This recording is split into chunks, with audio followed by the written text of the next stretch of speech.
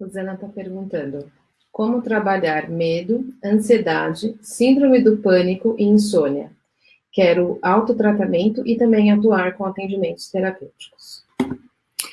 Certo. Bom, de novo a gente tem duas coisas aqui. Uma é o tratamento pessoal e a outra é uma formação, atuar como terapeuta, né? Então, uma coisa muito curiosa que surgiu também ao longo desses 23 anos, quando eu resolvi juntar a visão do renascimento com a meditação, dando uma visão de renascimento, é que no início eu tinha, claro, o hábito que os terapeutas têm e que os renascedores também têm em geral, que é a gente precisa trabalhar essa questão, a gente precisa trabalhar o medo, a gente precisa trabalhar a fobia, a gente precisa trabalhar a síndrome do pânico. O que eu vi, o que eu vejo, e o que eu vejo as pessoas vivendo ao longo dos anos, desses últimos anos principalmente, os últimos 10 anos talvez, é que a gente não precisa lidar diretamente com essas coisas. Quando a gente aprende um jeito de respirar, de observar, quando a gente se entende, quando a gente não se força, o que você poderia chamar de cura para tudo isso acontece. Eu não chamo de cura, eu chamo de integração. Tudo isso de alguma maneira se acomoda dentro e deixa de ser assim. Então, muitas vezes a gente já viu pessoas virem com uma determinada questão de relacionamento, ou síndrome do pânico, ou dificuldade de respiração, o que for.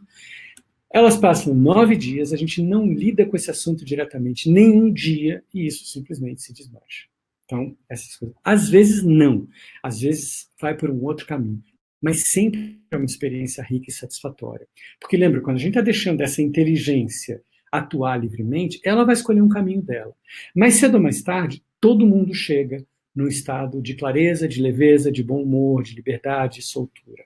Mas às vezes as pessoas passam por caminhos diferentes, claro, né? Então esse é um lado.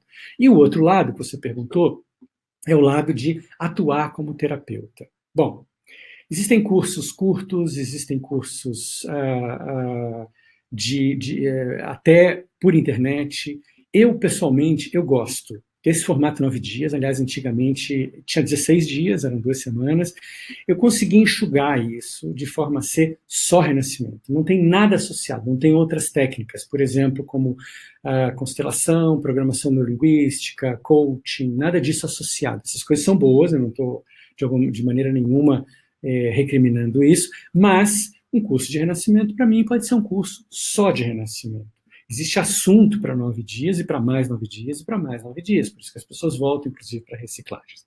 Mas o ponto fundamental é assim, ó, a razão de ter feito vivência e formação em renascimento é porque se você quiser trabalhar com pessoas, você precisa saber isso dentro de você. Saber com a sua carne, saber com todo o teu corpo, não só mentalmente. O que você conseguiria, por exemplo, num curso de internet, sem vivências, ou num curso muito curto, por exemplo. 3 dias, 4 dias, talvez, né? Eu acho que se você quer trabalhar com pessoas, óbvio, você precisa ter responsabilidade de aprender bem alguma coisa. Você precisa saber aquilo, porque o que a gente consegue, na verdade, transmitir para as pessoas é aquilo que a gente é, aquilo que a gente aprendeu de verdade aqui dentro, não aquilo que a gente ouviu e está repetindo, né? Então, por isso a parte da vivência, você vive o processo, você entende no seu próprio corpo o que é aquilo. Aí é muito fácil você atender pessoas, porque você sabe pelo que elas vão passar, porque você já passou por aquilo. E aí, claro, a gente precisa de uma parte técnica bem estruturada. A gente precisa construir isso passo a passo para que você saiba como interferir, para que você veja a anatomia, a estrutura de uma sessão individual, para que você saiba o que fazer e o que não fazer, para que você saiba como conversar antes e depois, mantendo essa visão de não interferência, de clareza e de respiração.